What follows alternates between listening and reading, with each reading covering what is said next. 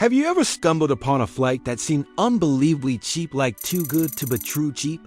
Just a few clicks in, and suddenly you're being charged for your seat, your carry-on bag, even the water you drink. Sounds familiar? That's not a glitch. It's the business model of Spirit Airlines. But here's the twist. That same model that made Spirit one of the fastest growing airlines in the US might now be the reason behind its potential downfall. So the real question is, how did one of the cheapest airlines in America become one of the most hated? And why are millions of passengers wanting others to stay away? Today on BizWorld Explorer, we're diving deep into the untold story of Spirit Airlines, the rise, the controversy, the bold business decisions, and the costly consequences. Spirit didn't just fly passengers. It flew straight into a storm of public criticism, questionable customer service, and marketing gone wrong. If you've ever booked a flight just to save a few bucks, this story is one you can't miss.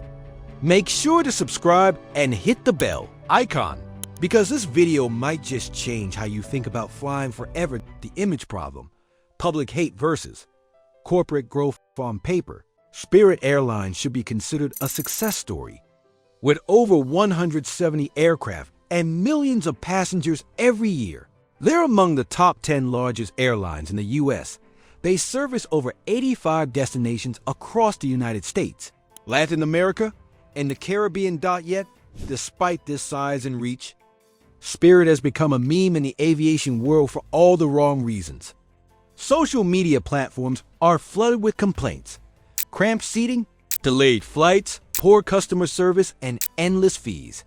From Reddit threads to TikTok rants, people often share horror stories that start with a $40 fare and end with a $200 regret. Even comedians have used Spirit Airlines as a punchline. The public image is clear: cheap, uncomfortable, and frustrating. But what led Spirit to this point? Let's rewind the clock. The backstory, how Spirit took off. Spirit began in 1964 as a trucking company in Michigan under the name Clipper Trucking. It wasn't until 1983 that it entered the airline business as Charter One, offering flights to popular tourist destinations like Las Vegas and Atlantic City. By 1992, the company rebranded as Spirit Airlines and relocated its headquarters to Florida. This move marked the beginning of its aggressive push into the commercial airline market. By the early 2000s, Spirit had started international operations, connecting new cities to key locations in Mexico, Central America, and the Caribbean. But the real turning point came in 2006, when private equity firm Indigo Partners took control. That's when Spirit fully committed to the ultra-low-cost carrier, ULCC model. The ULCC model, cheap tickets, pricier experience. Under the ULCC model, Spirit's business philosophy shifted. Keep base fares as low as possible, but charge for everything else. You want to bring a carry-on bag? There's a fee. You want to choose your seat? Another fee. Need to print your boarding pass at the airport? That'll cost you too. Even water and snacks on board come with a price tag. This pricing method helped Spirit undercut traditional airlines and attract price-sensitive travelers. At first glance, it looked like a win-win. Spirit could boast the cheapest fares, and passengers could customize their travel experience. But the problem was transparency or lack thereof. Customers often felt blindsided. What began as a budget-friendly trip quickly turned into a nickel-and-dime nightmare. And that's where the negative sentiment began to snowball. Comfort versus cost. The cabin controversy. Another reason Spirit is often criticized: comfort, or the absence of it. In its quest to cut costs and increase revenue per flight, Spirit adopted a high-density seating arrangement. The legroom in Spirit's standard economy seats is among the tightest in the industry.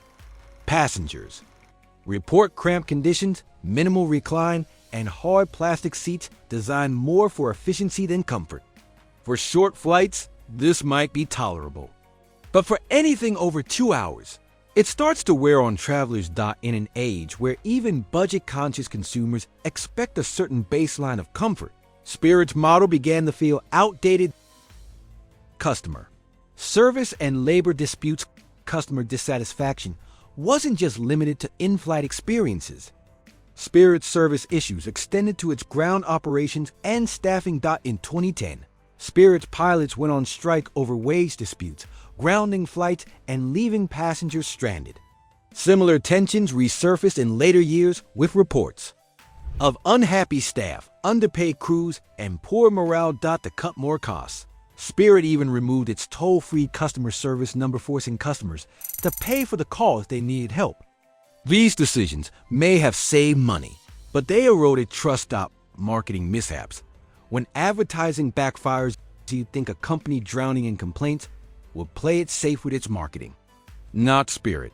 Instead, the airline leaned into controversy, releasing ads that were bold, edgy, and frequently offensive. From provocative fare sales filled with innuendo to jokes that touched on oil spills and political scandals, Spirit's campaigns were more notorious than clever. Their goal was simple: earn free publicity by stirring up reactions. Why spend big on ads when outrage can trend online? But the problem was clear: these headlines didn't win customers.